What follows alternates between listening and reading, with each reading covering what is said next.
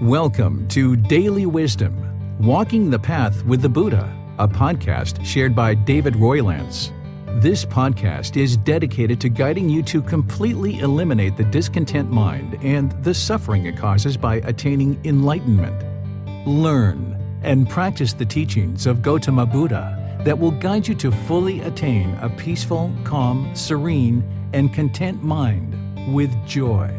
To support this podcast, visit patreon.com/support Buddha or visit buddhadailywisdom.com, where you will discover a full range of courses, retreats, and online learning resources to assist you on the path to enlightenment. Now, here's our teacher to share more.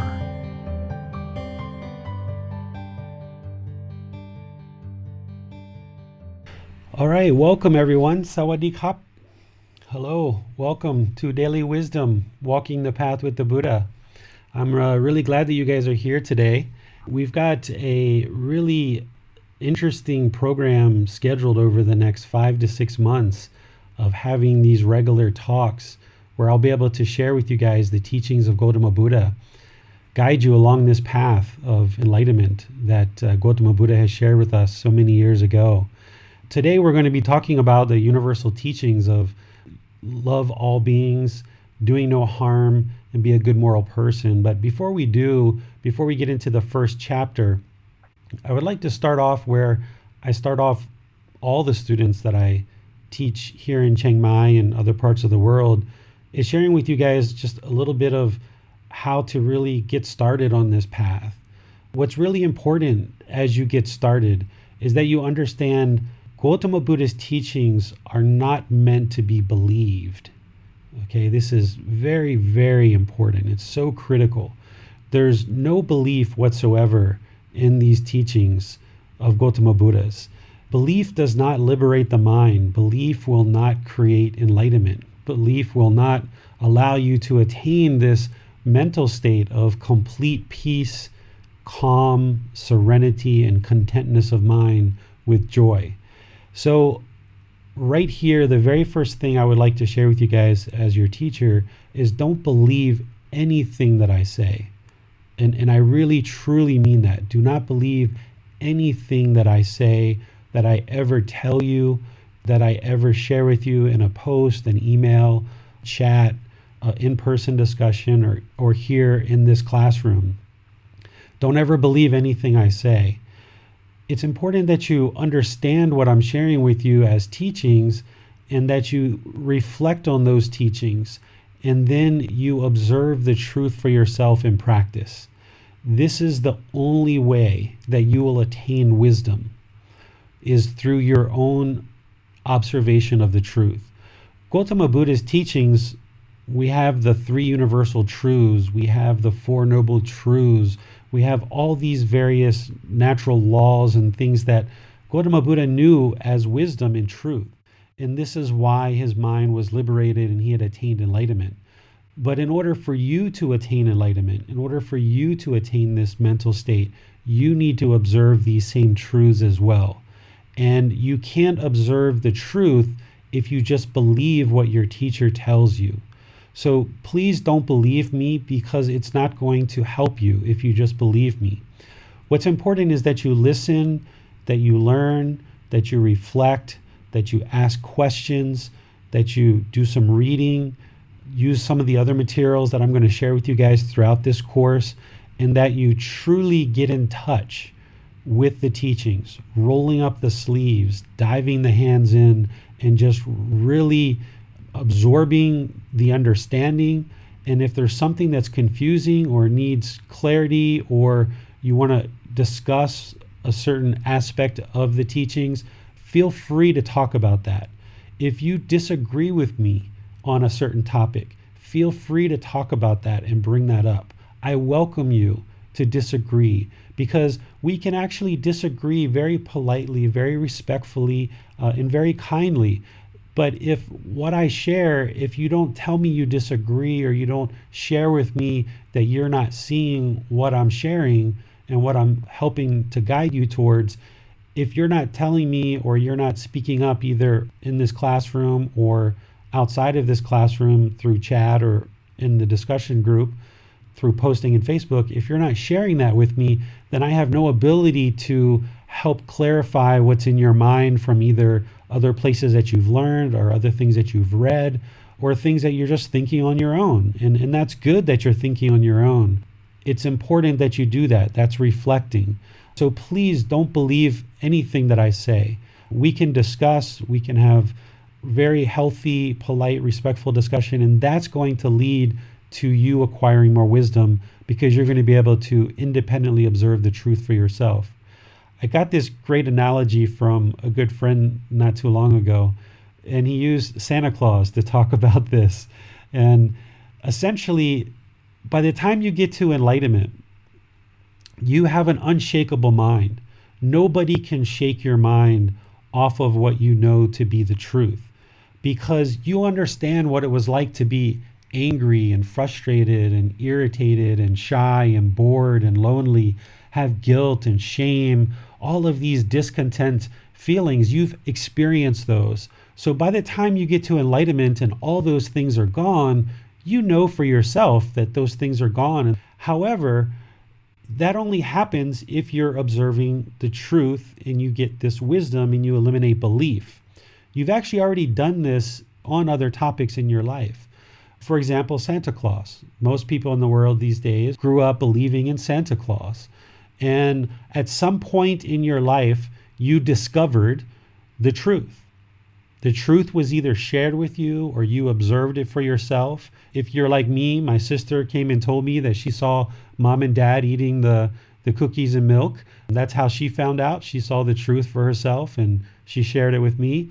I was actually a little bit angry at that time at 8 years old because my parents lied to me. I was starting off early in life knowing that my parents were lying to me. So that bothered me. But nonetheless, I discovered the truth and so did you. And you have wisdom. And now your mind is unshakable on that topic. It doesn't matter how much I talk to you, how much somebody else talks to you. It doesn't matter how many books you read that discuss Santa Claus. It doesn't matter how many songs you hear, how many Santas you see in the mall. Your mind is unshakable because you no longer have the belief of Santa Claus and you have the wisdom that he doesn't exist. And that's why I could never convince you that Santa Claus exists.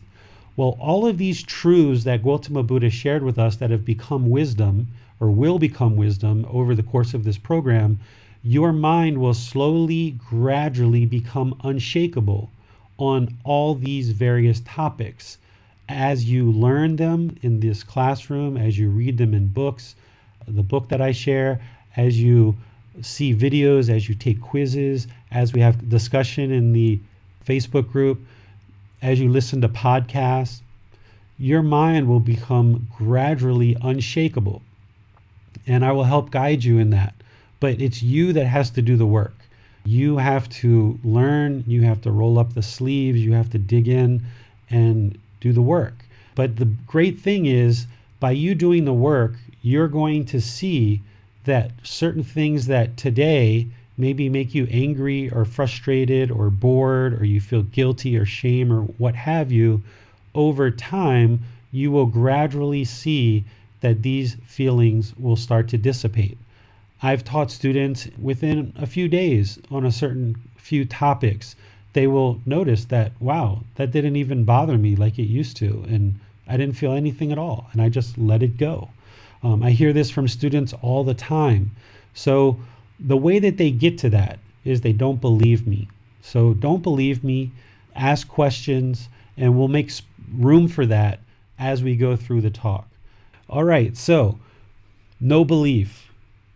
Learn, grow, reflect, observe the truth for yourself. The next thing that I want to talk about is just really thanking you guys for choosing to study Gotama Buddha's teachings. It's absolutely the very best thing that you could ever do for your life and for the people around you and for all of humanity. Because by you learning Gotama Buddha's teachings, essentially what he's doing in his teachings is he's awakening the mind to the natural law of Gama. Now, you've probably heard the word karma used in the past. This is the Sanskrit version of the word, but Gotama Buddha's teachings are captured in the Pali language. So I will use nibbana, kama, dhamma, but I use these very rarely. I use all English, but kama is the only word that doesn't really translate into one word in the English language. Nibbana is enlightenment, dhamma is the teachings, but kama doesn't translate into English in just one word. But essentially what Gotama Buddha is doing in his teachings is awakening the mind to this natural law of kama, cause and effect, action and result. Essentially, for everything that we do, every action, every cause, there's going to be effect and a result. So things like if I go murder somebody, there's going to be an effect. I may go to jail. Even if I don't go to jail, I'm probably going to be on the run and be very fearful, looking out over my shoulder quite a bit. I'm going to have unwholesome things come back to me because I did something unwholesome, which is killing. If I committed sexual misconduct, this is an unwholesome action. So unwholesome things are going to happen for me. So we're going to get into a lot of the details of the natural law of kama, because that's essentially what the Buddhist teachings are doing, is awakening everyone's mind to the natural law of kama. I understand in the West that the teachings of kama are not very well rooted in most communities, but this is vitally important that we understand kama more and more, and we'll actually devote a good amount of time to this in the future. But what I want to share here is the natural law of kama is just like the natural law of gravity. When you were 2, 3, 4, 5 years old, you were affected by the natural law of gravity. You weren't aware of it. You didn't know it existed. You didn't know what it was called. You just knew that every time you took a glass or you took a toy or something, or you tried to stand up and walk, you knew that you just kept on falling. And the more and more that you became aware of this natural law and how it affects you and all the things around you, you became able to function in the world more conducively, more peacefully. You had a more pleasant experience in life because your understanding, your awakeness of this natural law of gravity became more and more. And that's why we can now function in the world with this natural law. You can't see gravity. You don't know where it is. You're just know that it exists because what you've studied about it and what you observe to be truth, you see the truth and you have wisdom of the natural law of gravity. So the natural law of kama is exactly the same. That right now, the vast majority of the world is unaware or unknowing of this natural law of kama. However, even though people are unaware of it, they are absolutely still affected by it. You are affected by this natural law every moment of your life, and you have been for every moment of your life. And this is why we experience wholesome things and unwholesome things. This is why we have good experiences and we have bad experiences in life, is because of this natural law. And because the mind is unawakened to this natural law, this is the reason why people have trouble functioning and conducting a peaceful life, and they have trouble attaining a peaceful mind because they're unaware of this natural law. So essentially what I'm going to be doing through this course and through the guidance that I give you during the week is providing you guidance to help you better understand this natural law so that your mind can awaken to it, and now you can function in the world more peacefully, more conducively, and have a better experiences just like you do now that your mind is fully awake to the natural law of gravity. Okay? So it's the natural law of kama that is really the overarching understanding that the Buddha is bringing to everybody's mind as part of his teachings. And every single aspect of his teachings is cluing you in closer and closer and closer to this natural law. And the more that you understand that natural law and you practice the teachings to observe how what he's teaching is actually working, the more awake the mind is going to become, and you're going to be able to function more peacefully in the world. And your mind is going to be more peaceful. And as you gain more and more peace, you're going to notice that the vast majority of the world is very unaware of this natural law. We're aware of natural law of gravity, but the natural law of karma is not well understood by the vast majority of public. So that's what the Buddhist teachings are really going to be working to help you do, is awaken the mind to the natural law of karma.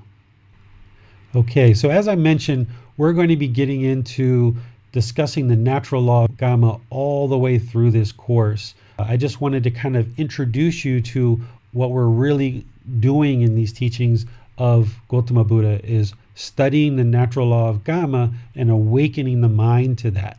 And the more that you do that, the more peaceful the mind becomes, the more peaceful your life becomes, the more easy your interactions with all the people around you, and you'll be able to attain this mental state of nibbana or enlightenment, which is a peaceful, calm, serene, and content mind with joy.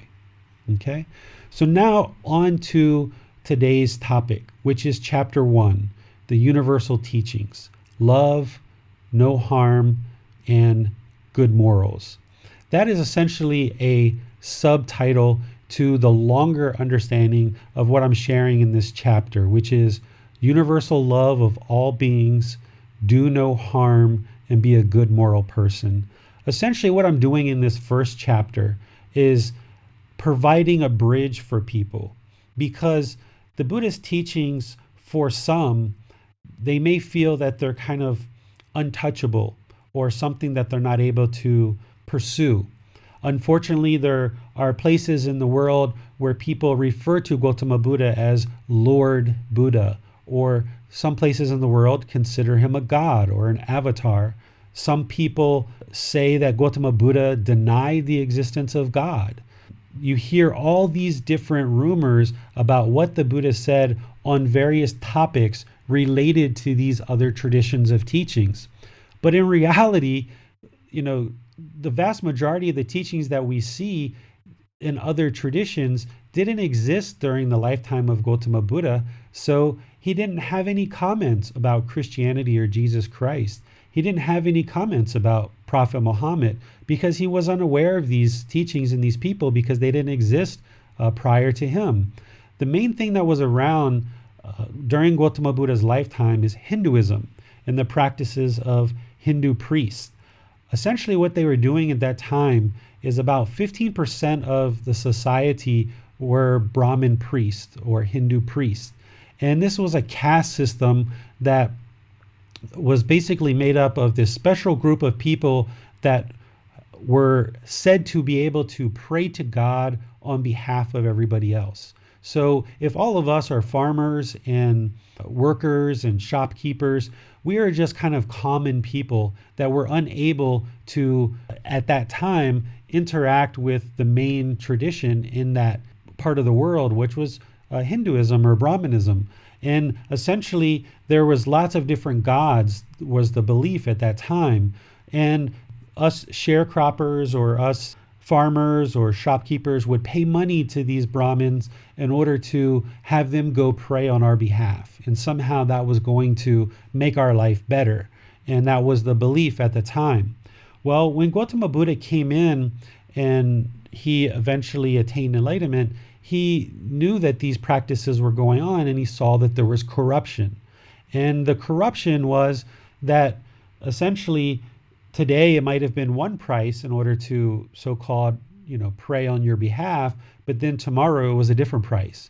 And because the belief was that you had no ability to attain a better life without these prayers from these priests, then the corruption was able to kind of run away rampant, and people had challenges to see how their life was being put together, how they were going to improve the quality of their life, because they were essentially paying all this money at the whim of priests. So Gotama Buddha shared with people that worship and rites and rituals and ceremony are not part of what it takes in order to attain this mental state of nibbana or enlightenment. Because remember, the core part of his teachings is awakening everyone's mind to Kama. And one thing that you need to understand about Kama is you are the only person who can create Kama for yourself. Nobody else can generate Kama for you. You are the owner, the heir, the originator of your own Kama, and so is everybody else. So if somebody else is doing something unwholesome, that's their Kama.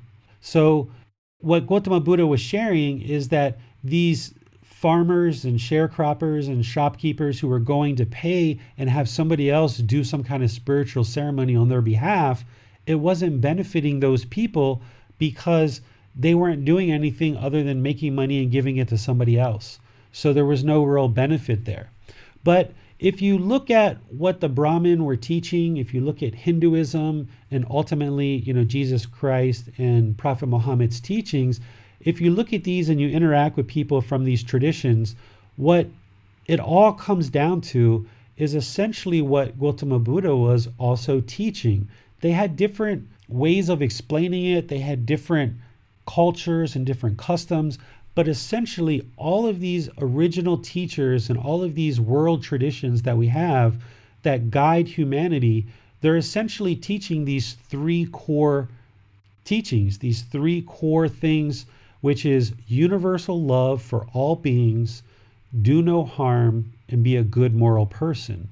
How that actually gets executed and what that looks like in each tradition is very different depending on who's doing the teaching and who's doing the interpretation and who's sharing various things. And this is where I feel that Gotama Buddha's teachings really excel.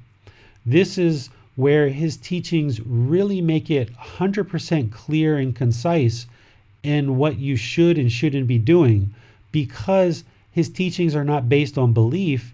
They're based on you being able to independently observe the truth for yourself, that your mind was once angry or frustrated or bored or lonely, and over time your mind eliminates these discontent feelings. You can observe the benefits and you can observe the results of these teachings and slowly, gradually attaining enlightenment on your own. It's independently verifiable. His teachings are independently verifiable. This is why belief isn't part of his teachings. While many temples and many places that practice Gotama Buddha's teachings today do have ceremonies and do have various things that they're doing, these are all misunderstandings of Gotama Buddha's teachings and what he actually taught originally. These things, ceremonies, mantras, certain statues, certain beads, everybody has to be in a particular position to do meditation. These are all things that weren't taught by Gotama Buddha. He never taught worship. He never taught belief. It was always about sharing teachings, guiding people on the path, and then allowing them to learn and practice those teachings so they could observe the truth and gain wisdom for themselves. So while all these teachings, I feel, from my experience, are leading humanity in a certain direction of universal love for all beings, do no harm, and be a good moral person, they're all using different language and different descriptions in order to share it with the people. Gotama Buddha had 45 years. He had a lot of time to be able to share his teachings, impart his teachings, make sure he guided as many people as possible to enlightenment during his lifetime. 45 years is, a really, really long period of time in terms of a lifetime. It's essentially more than half of his life, because he became enlightened at the age of 35, and then he had 45 more years to teach in order to make sure people became enlightened. When you attain enlightenment, you have such clarity of mind, such focus, such ability to speak very clear and concisely. You can also memorize, have a profound memory when you have attained enlightenment, because you're no longer carrying the burden of these attachments and the things that put stress on the mind. So the mind is liberated and free to have a great memory. So in 45 years, he taught many, many, many people that were able to attain enlightenment and memorize his teachings. This amounted to essentially 45 volumes of books. When I say 45 volumes, I mean, 45 volumes of books. This is number 11. Okay, enormous books. It probably would take maybe 10 or 15 years for somebody to read all the teachings that were shared when they finally got written down about 200 or 300 years later. The teachings that we have from some of the other teachers, while they're leading people to essentially the same mental state, they're describing it in different ways. And the teachings that have been shared with us now, so many years later, have been highly affected by impermanence. They've been changed, they've been modified, they've been translated and retranslated, they've been interpreted and reinterpreted. And the people that were doing that work weren't necessarily enlightened to the point where they had profound memories with very clear and concise wording. Where Gotama Buddha's teachings were in the hands of enlightened beings being handed down for 2,500 years without the interest to really change. And of course, in some communities, they have changed. But here in Thailand and in other parts of the world that practice this tradition, our real focus is to not change what Gotama Buddha taught, because he's the Buddha. He's the one who discovered this on his own. He became self-enlightened. He understood the path very, very well, and he led lots and lots of other people to enlightenment. So we're not interested in changing the teachings, but instead sharing those with other people so that they can experience the same mental state of nibbana. It's kind of like if you discovered the cure to cancer, you're not going to want to change that. You're going to want to share it with as many people as possible so that they won't die and they get cured of cancer too. So Buddha discovered essentially the cure to cancer, which is the cure to the discontent mind. And when other people attained this mental state through his knowledge and wisdom, they didn't want to change the teachings. They were interested in having other people experience the same mental state as well. So when Gotama Buddha taught, his teachings are independently verifiable. They lead to this clear, concise mind with a strong, profound memory, and they've been handed down all the way here in Thailand to the point where now we have very good representative collection of his teachings that lead to enlightenment or lead to nibbana. With that said, when I look at Jesus Christ's teachings, and remember, I wrote this chapter to help people who have background in Jesus Christ's teachings or in Prophet Muhammad's teachings or even Hindu teachings and other traditions, or even an atheist, somebody who has no belief in God whatsoever. I was interested in making sure that this book was approachable by all human beings and that nothing stood in the way, whether it was prior knowledge in other traditions or no knowledge at all and not having any spiritual background at all. But when I look at Jesus Christ's teachings, and I've studied his teachings very, very closely, what I see is somebody who's describing this state of the Holy Spirit. Okay? And when I understand Gotama Buddha's teachings on the 5 precepts, the Eightfold Path, and all of the things that you guys are going to learn in this program, I can very easily see that these teachings are completely integrated in terms of what Gotama Buddha and Jesus Christ were both talking about. Now, Jesus Christ spent a lot more time talking about God and prayer and these kind of things, where Gotama Buddha, he never denied the existence of God. He just suggested that people don't be attached and look for change through God, but they actually implement their own change through learning and practicing the teachings. But when I talk to people who have attained what they would call the Holy Spirit, and they have no understanding of what enlightenment is at all, I ask them questions about the Holy Spirit through my understanding of enlightenment. And I say, somebody who has attained the Holy Spirit, are they able to get angry? Do they get angry? They say, no, it's absolutely impossible. Someone with the Holy Spirit will never experience anger. And I ask other questions along this line. I have great confidence that what Jesus Christ was talking about with the Holy Spirit and all of his teachings about not lying, about not killing, about not stealing, about not having sexual misconduct, all the other things talking about purposeful speech and having good speech and certain deeds and certain actions, even to the point of Kama, where Gotama Buddha talked about if you do unwholesome things happen. If you do wholesome things will happen.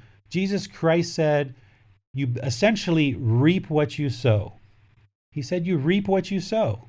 Essentially, whatever you plant, that is what will come back to you, right? This is what Jesus Christ was talking about when he was talking about you reap what you sow. Essentially, he was talking about Kama. Some people even feel that Jesus Christ never taught rebirth or the cycle of rebirth, which is a big one that we'll get into as part of these teachings. But Jesus Christ himself said that he was going to be reborn. He said he was going to be reborn. The teachings that we have don't say that everyone else is going to be reborn, but Jesus Christ said he was going to be reborn. So there's a lot of things where nowadays people like to label this person is Hindu, this person is Buddhist, this person is Christian, this person is Muslim. But for me, these are all just labels. At the end of the day, we're all human beings, and we all are looking and aspiring to do better in the world. We're all looking to live a better, more peaceful, conducive life where we interact with each other in a very peaceful way. And rather than labeling these various practitioners and these various traditions in different ways, and then we discuss the differences and there's warring or fighting because of that, what I choose to do is I look at all these worldly traditions and I look at all the similarities. They're so glowing, they're so unmistakable that there's so many similarities between these.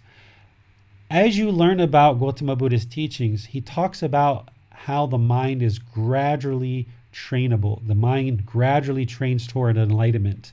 And you will observe that in your own practice, that your mind gradually awakens. Well, if you understand that about your own mind, then as a collective society and all of humanity, humanity's mind does the same thing as a collective group of people. We are all gradually evolving, gradually awakening. Essentially, the species is evolving.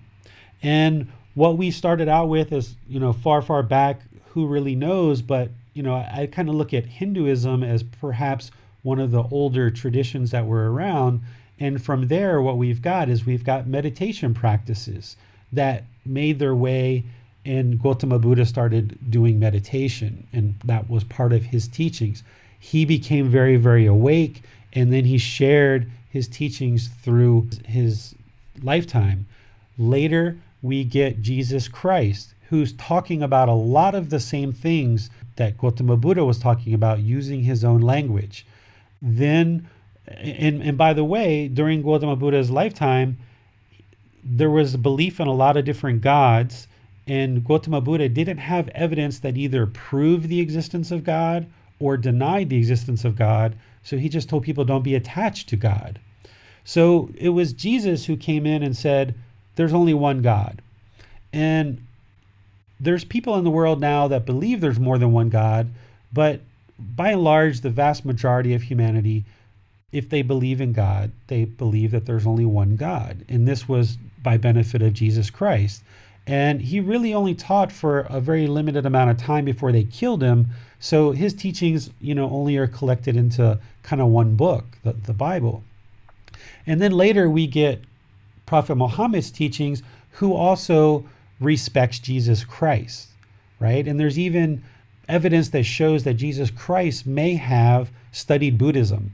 So if you look at these kind of four big traditions of Hinduism, Buddhism, Christianity, and Islam tradition, you can see this thread running through them, from meditation in Hinduism to Gotama Buddha doing meditation and then awakening the mind and not being attached to God, to Jesus Christ saying, okay, there's only one God, to Prophet Muhammad coming in and showing, a certain prayer discipline and connecting some of his teachings to Jesus Christ. And to me, this looks very much like all of humanity gradually evolving and moving towards a more awakened state. And as I talk to more and more people, whether it's Christians or Muslims or Hindus or even non-faith practitioners who are practicing quantum physics, who are awakening the mind through completely modern terms, and talking to Buddhists too, what I hear people talking about is this mental state where the mind no longer experiences anger, frustration, shame, guilt, fears, boredom, loneliness, shyness, right on down the line. But what I see is these various traditions using different language, different vocabulary, different cultural context in order to explain the teachings. So to me, what I see this human phenomenon that in this tradition we call enlightenment or nibbana, this human phenomenon of the mind awakening. We call it enlightenment, nibbana. A Christian may call it the Holy Spirit.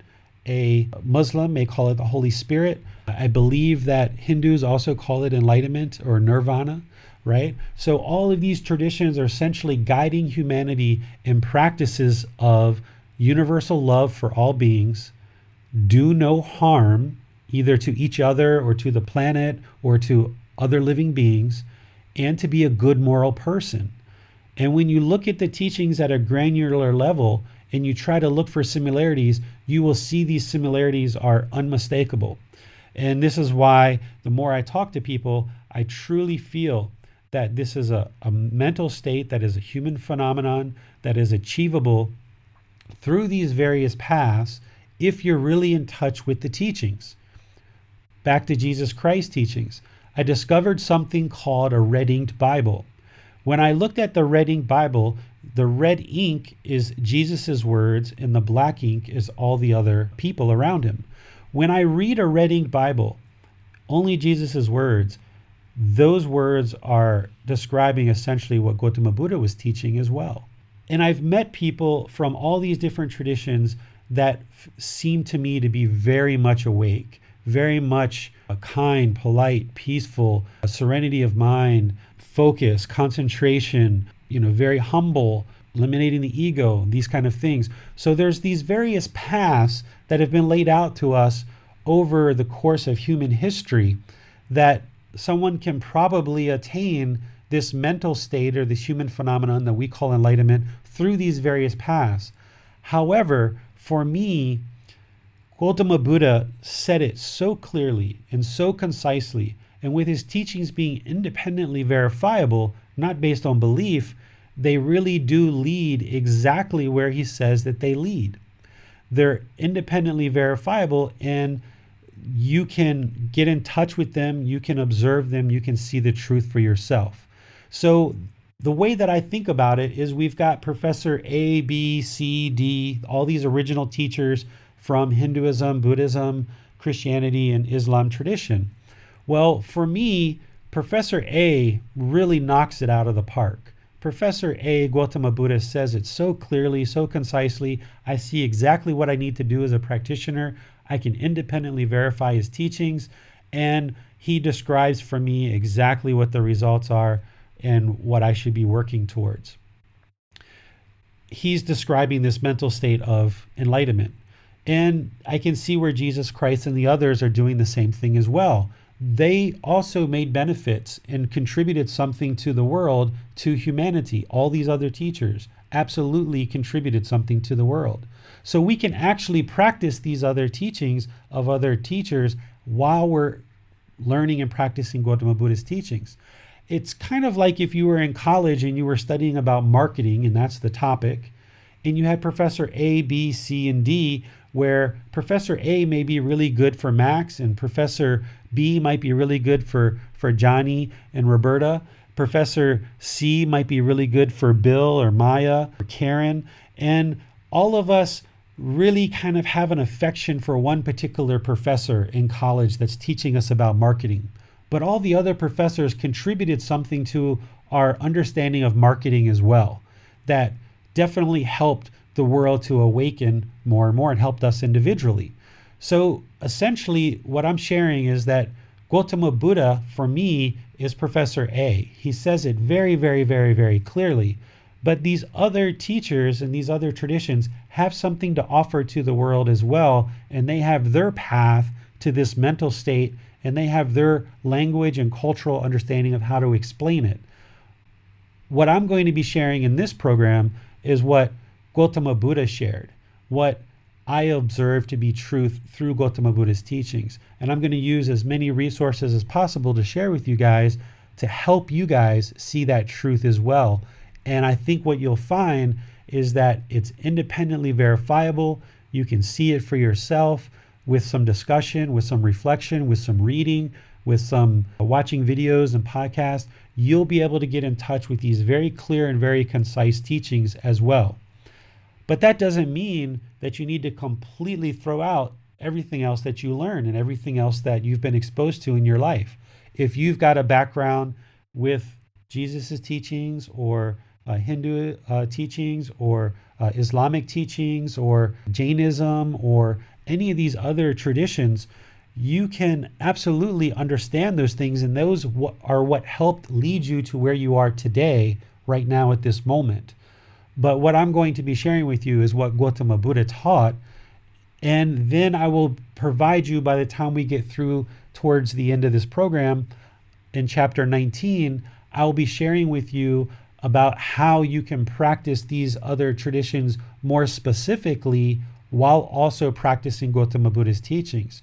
Because we know that it's craving, desire, attachment that keeps the mind in this discontented state. So if we are going to be a practitioner that prays alongside of meditation and other things that we do, and we're constantly asking God for things, that means the mind is craving and desiring. You're not going to be able to attain awakeness and enlightenment with learning Gotama Buddha's teachings and still praying in that way. Not saying that you shouldn't pray, not saying that a relationship with God isn't important, because if that's what you're currently practicing, then I think it is important. But if you practice prayer in that way, then the mind's craving and desiring, and you're going to have a hard time to let those things go in order to awaken the mind. So I will share some more specific teachings with you in chapter 19 once we get the bulk of Gotama Buddha's teachings discussed and understood. That will be the appropriate time to kind of introduce, well, now that you understand Gotama Buddha's teachings really well, you're probably going to start seeing some connections over to some other traditions, and that's a good time to start helping you to understand how you can practice those things and Gotama Buddha's teachings at the same time. Now, if you don't have any traditions whatsoever, or you have decided to completely wipe the slate clean and eliminate all that other stuff from the mind, then that's only going to help you to have more of a clean slate in this program. It's hard to say that you're actually a clean slate. You know, we kind of say that whenever we're starting a new learning opportunity, but there's still conditioning there in the mind. There's still things that you've learned that need to be taught and understood and shared. So as much as possible, I would ask you to try to have a clean slate, but I know that that's impossible. It's unrealistic. And I don't expect that from you. I would like you to ask questions about other things that you have learned, because that's only going to help you to reflect on those things based on what Gotama Buddha actually shared. But this mental state that we're working towards, this enlightened mental state, this awakening, this nibbana, it is essentially what all these other teachers are sharing and guiding you to. So if you do have a practice in some other tradition, you can still maintain that, and you're actually working towards the same goal of those other teachers and those other traditions. And that's why I put this chapter at the very beginning, so that students and readers could see that what Gotama Buddha is teaching actually goes right along with everything else that you've already learned. But I think what you're going to find is Gotama Buddha says it very clear, very concise, in a way that you can independently observe the truth for yourself. I saw Karen raise her hand. I think there's an electronic way to do it as well, just in case we don't see you by eyesight. Max is going to unmute you. Just unmute you, Karen. Oops, I just unmuted myself. Please, go ahead. Okay, David, well, thank you very much for your teachings.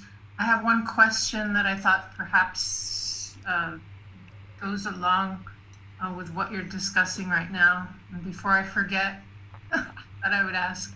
Um, Regarding other traditions, what about other Buddhist traditions, such as Tibetan Buddhism? There are a lot of ceremonies and a lot of tantric, chanting, deities, etc.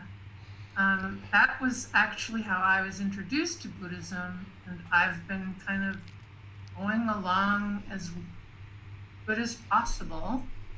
But it's very confusing and it's very difficult, and I live very remote. And so, is that more of a distraction, do you feel? I would say yes, because Gotama Buddha shared very clearly the 10 fetters. And these are essentially the 10 taints or the 10 fetters. Fetter is like a ball and chain that keeps you trapped in the cycle of rebirth. And even to get to the first stage of enlightenment, one has to realize and understand that ceremony, rites, rituals, mantras, these things, worship, that they don't lead to enlightenment. It doesn't matter how many strings I have a Thai monk tie around my wrist, or how many mala beads I count, or how many wheels that I spin in a temple. You're not going to instantly gain enlightenment. From what I've observed, and I think what's happened, and I don't have any proof of this, but I'll just share with you what I think on this. Gautama Buddha, when he taught, a lot of people were awakening.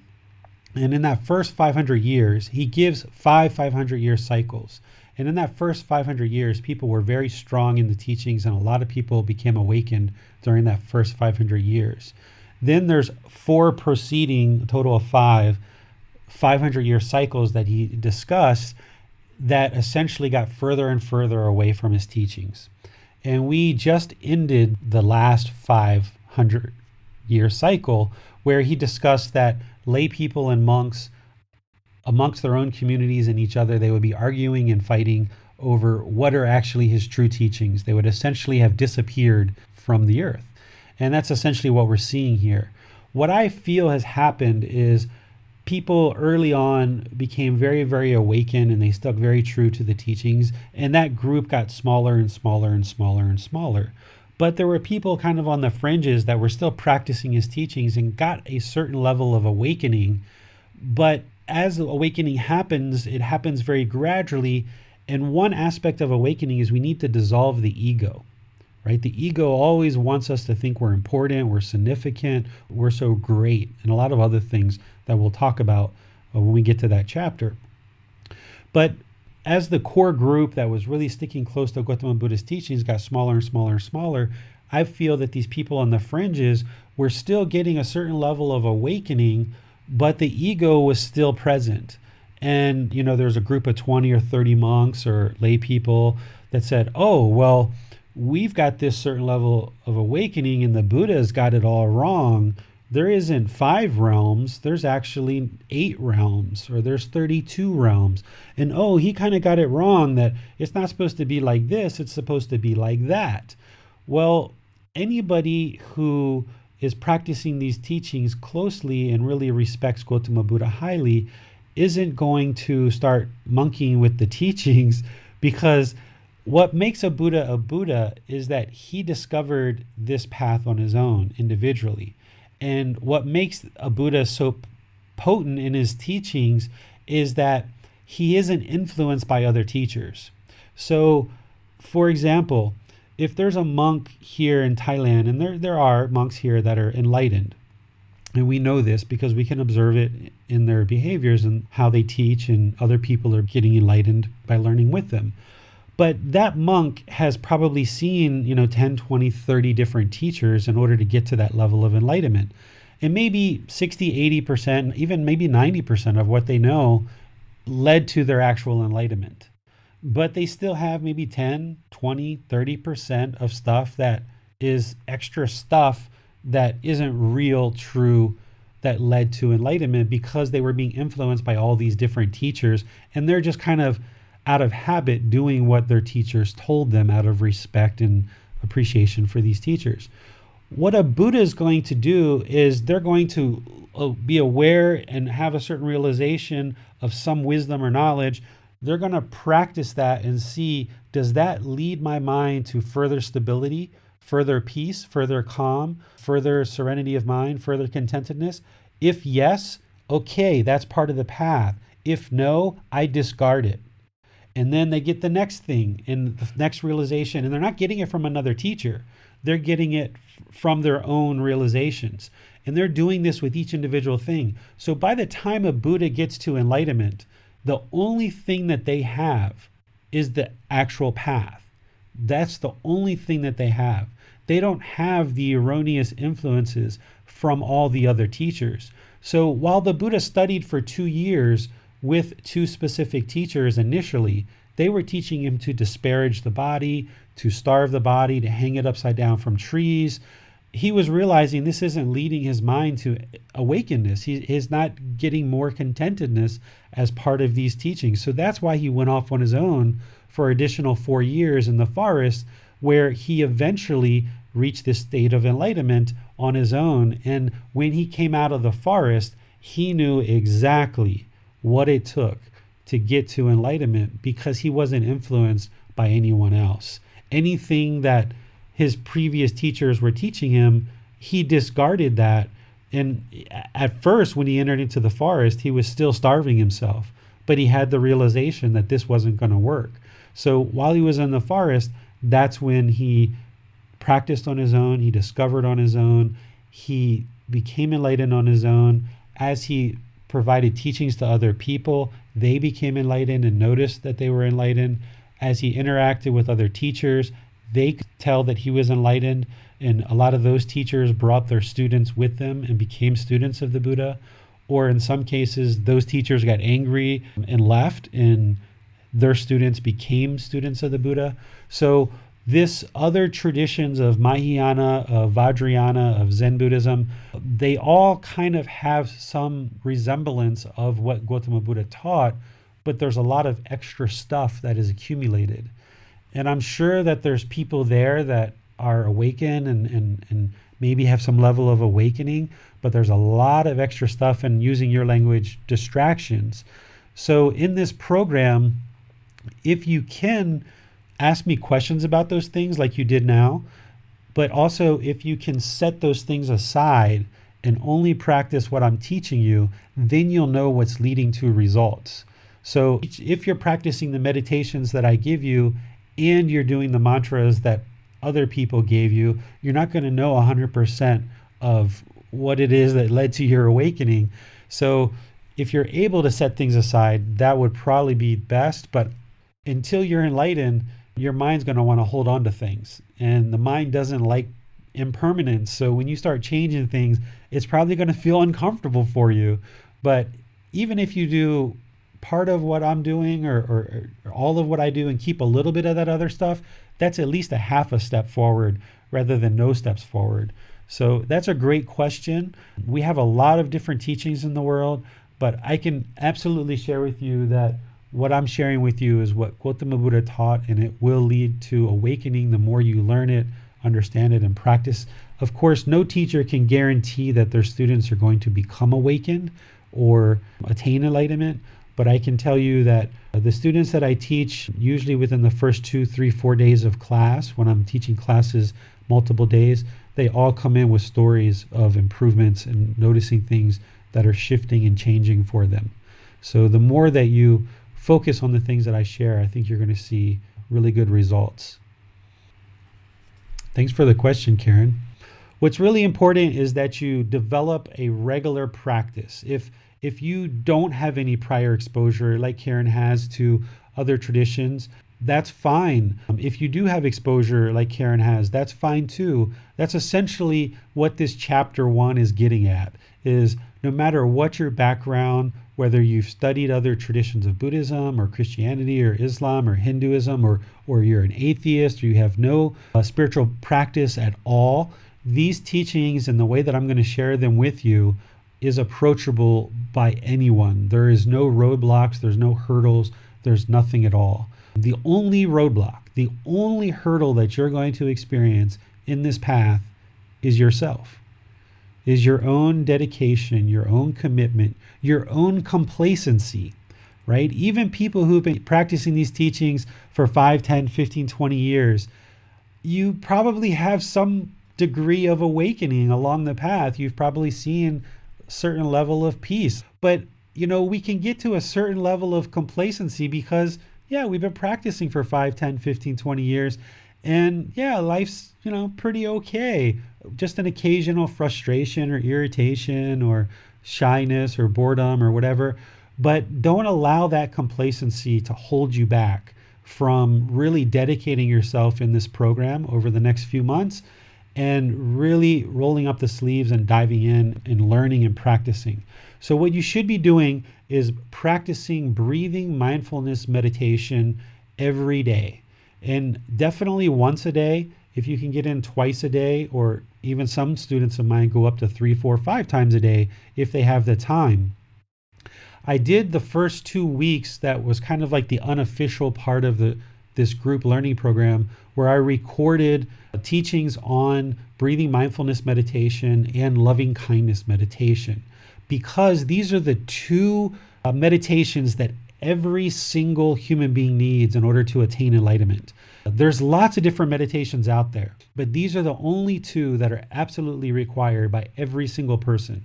There's other ones for other specific situations that we use, like for sexual cravings or other things that we use for realizing non-self and things like this. But those are kind of like on a case-by-case basis. But every single person absolutely needs breathing mindfulness meditation and loving kindness meditation. So if you haven't heard those podcasts, it's really important that you go get into the podcast. I delivered one talk each for breathing mindfulness meditation and loving kindness meditation. And then I did 2 guided meditations, where one is breathing mindfulness meditation. It's about a 15-minute guided meditation, which you can extend for longer. And then there's a breathing mindfulness meditation with loving kindness meditation that is about 30 minutes long. And again, you can take that longer if you like. The timing that you meditate isn't as important as the results. When you're done with meditation, we're looking for a peaceful, calm, serene, steady mind that's content. And if you've just started meditating, or there's things that are going on in your life, you may not get that calmness and that peacefulness right off the bat. Meditation is like a bucket. It's an empty bucket perhaps now, or maybe it's halfway full. So you need to put some scoops of water into the bucket in order to fill it up. And as you're going through this program, if you're reading regularly, you're coming to this class and you're doing meditation, that would be, I would say, the bare bones minimum. If you could just do those 3 things: come to the class, read the book, and do meditation.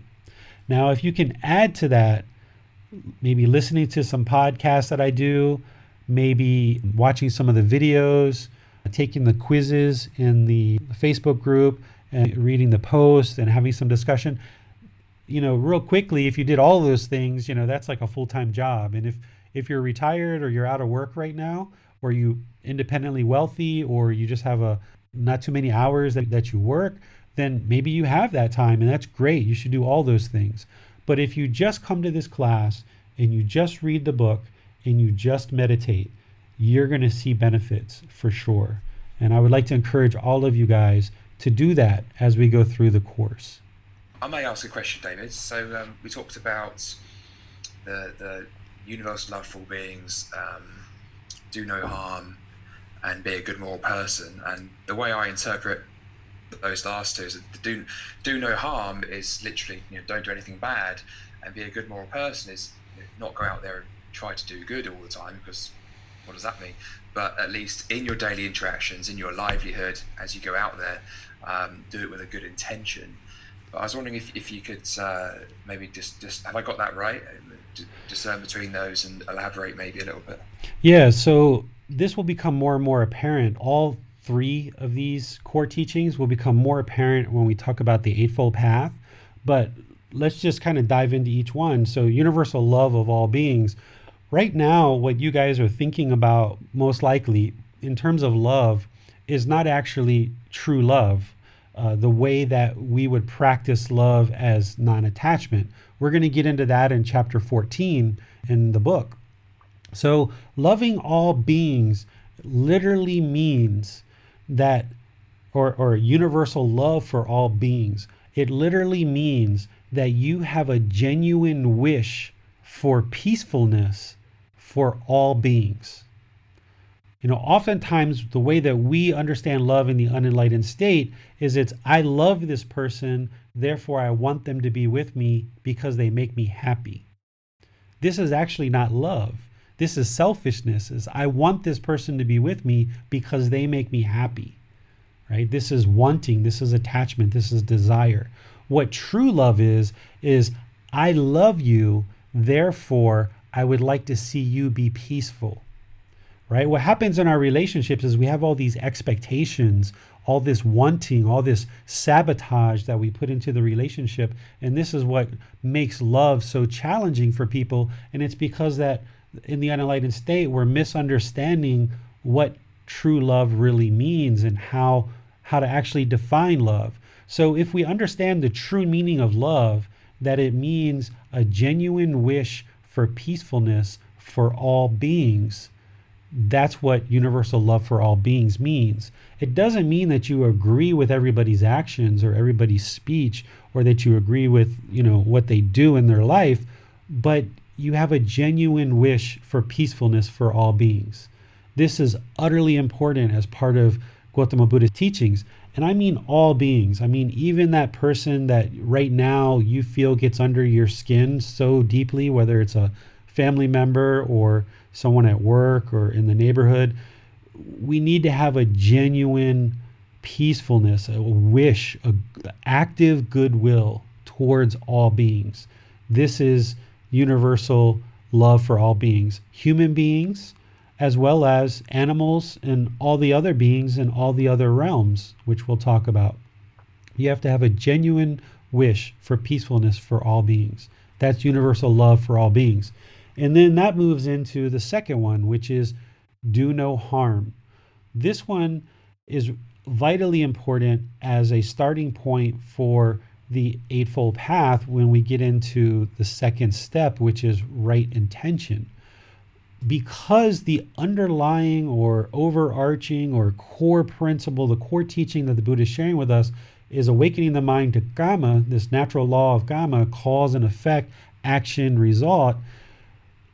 We need to come from a place of harmlessness, right? The Buddha used this language. The mind has to have a mind of harmlessness. If the mind originates with intentions or thoughts or thinking of harmlessness, then we're less likely to have harm in our speech, in our actions, and all the other things. Eventually, you train the mind so well that you do have a genuine wish for goodwill for all beings. So you do have universal love for all beings, but you still need to practice harmlessness. No harm to other beings, but in the context of where we are today in modern society, no harm to the planet as well, right? We've caused a tremendous amount of harm, not just you and I, but throughout history over many thousands of years. We've caused harm to the planet. And particularly in the last 100 years in the Industrial Revolution, we've put a lot of harm into the planet.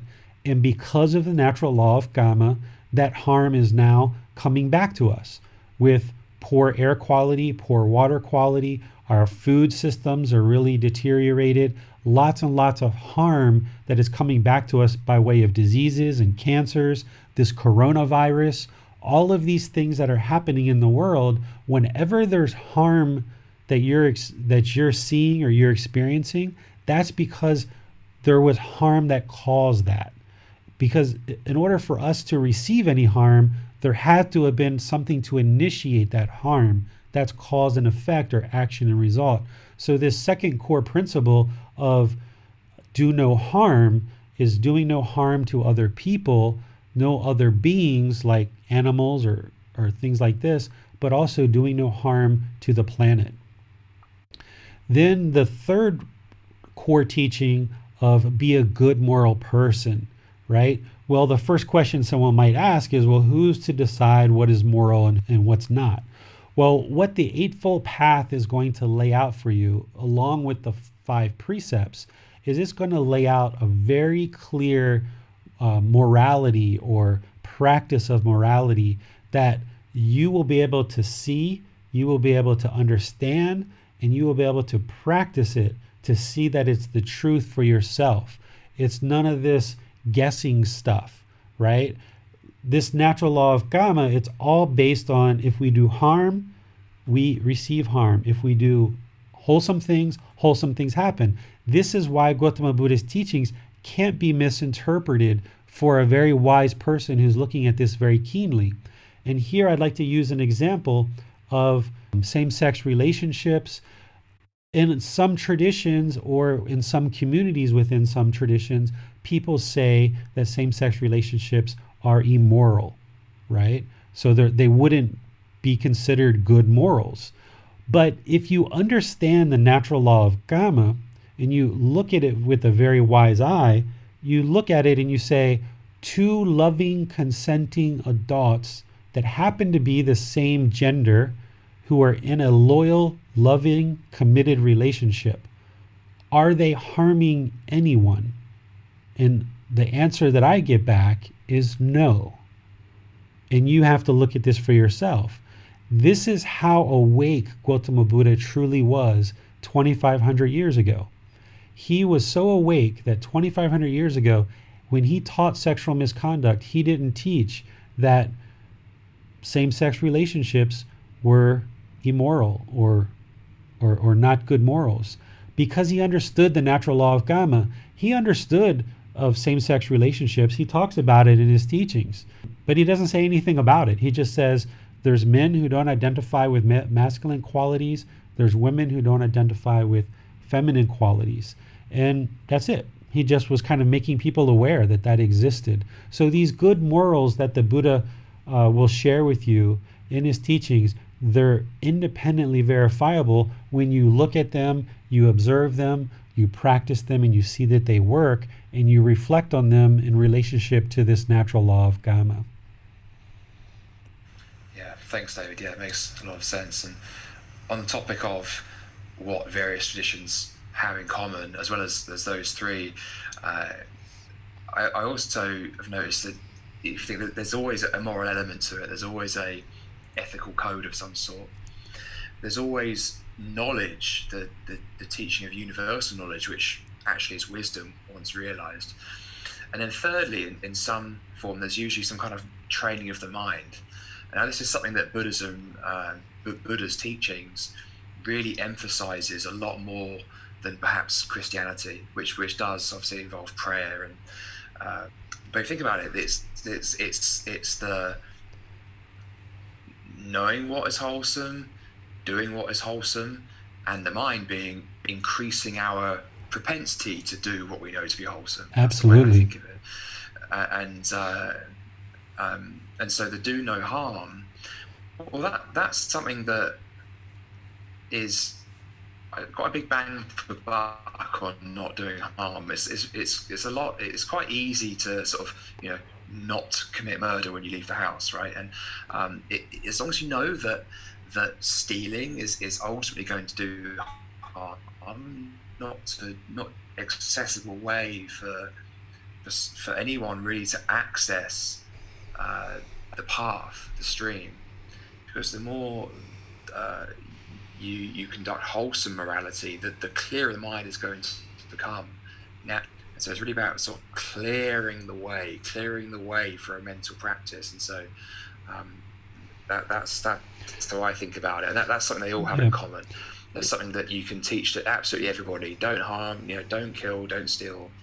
Yeah, and some of those basic teachings we see across all traditions, but one of the things I want to add here is, as the mind awakens, you may, if you don't already have, you may develop the ability to read people's minds. You may have psychic abilities. You may have omniscience. You may be able to see the future. You start having these various powers that the Buddha talks about. And these are very noticeable as the mind awakens more and more. And this is another reason why I feel Gotama Buddha, you need to be a good moral person to awaken the mind. But as people awaken the mind, they need that kind of moral, ethical conduct in order to kind of balance these special abilities that start to become more profound as the mind awakens. So if you have somebody who's got these psychic powers, but they're using it in scrupulous and corrupt ways to do harm in the world, then that's kind of a conflict. So a really deep practitioner of these teachings, their mind is going to awaken more and more and more and more, and you kind of need that good morals on board to kind of temper any propensity or any interest to maybe use these things for ill-gotten gains. If you do what Gotama Buddha taught, and what a lot of people do as they awaken, is they don't even pay attention to those special powers of being able to communicate with spirits, omniscience, reading people's minds, all of these things. We just maintain focus on our own practice. And yeah, those things start happening where you start reading people's minds and you start becoming aware of it, but you don't actually sit down and say, I'm going to read Max's mind. What's he thinking right now? And oh, wow, Max, I didn't know that you thought all those things, right? Like that's not how this is meant to be, where people who are really deep into their practice, they may be talking and discussing things, and they don't even pay attention to the fact they're reading people's minds. It's not like you sit down and read a book and it's a conscious decision. Oftentimes when this mind reading and this being able to see the future happens, it just happens by happenstance, and you're just talking, but everyone else around you starts saying, are you reading my mind? Because you're saying and answering questions that they had before they even asked it. Or you even know they have a question before they even make an indication to raise a hand or something like this. So this moral code or this ethical conduct is so important as the mind awakens, that we don't dive into being interested in using these abilities that develop as the mind awakens. Yes. And it almost seems that it's like as the mind awakens, any impure moral conduct is only going to immediately pull you back to Exactly. to this sense, this self, this feeling of self. David, I have a question about the meditations, because I believe you mentioned we probably shouldn't, during these months or these weeks, use other meditation techniques or apps, for instance, that we should try to concentrate on the breathing mindfulness and the loving kindness mindfulness. Any thoughts about some of the apps that are out there, though? Do you think, again, is this all more of a distraction? The important thing is that everybody is meditating, right? Ultimately, if you understand the goal, which is 80 or 90% of your meditation should be just the body, the mind, and the breath.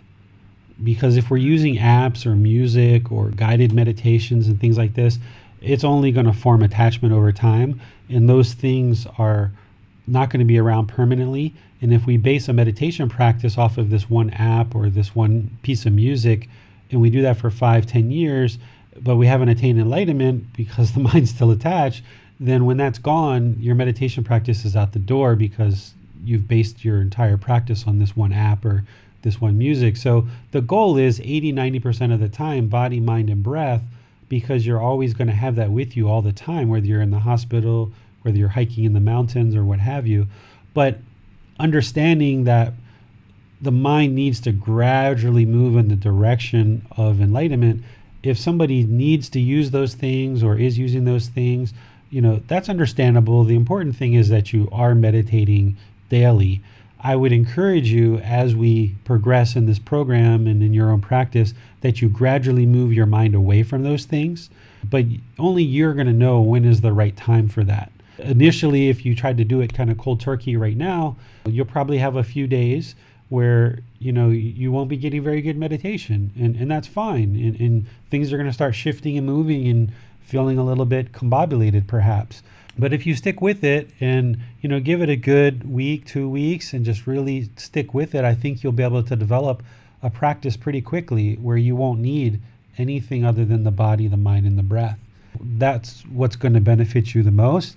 But I always say 80 to 90% because, as you get going, that 10 or 20%, it's nice to be able to go in groups and meditate with other people, occasionally meditate with your life partner or some other person, or maybe go to a gong sound bath or things like this.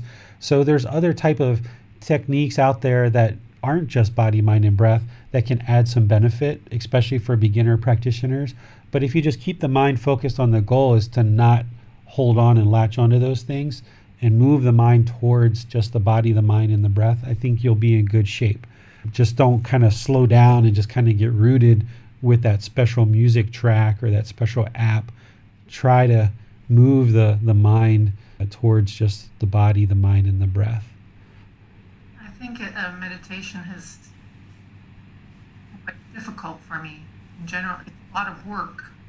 Karen and others, one of the things I was thinking of doing is having like a midweek session where all we do is meditation, like on a Wednesday or something, where we have Zoom open and anybody would like to join can come in and do meditation and get specifically help in meditation, so that on Sundays it's the Dhamma talks and talking about the teachings, and then you're working to do meditation each day. But then on Wednesday, it's just a dedicated time to talk about meditation only and actually do meditation together, where I can do a little bit of guiding and then kind of ease you into developing a more independent practice. So if that's something you guys are interested in doing, I'm willing to do that with you guys. I would be interested because I've been for years trying my best to meditate. I also have a lot of pain.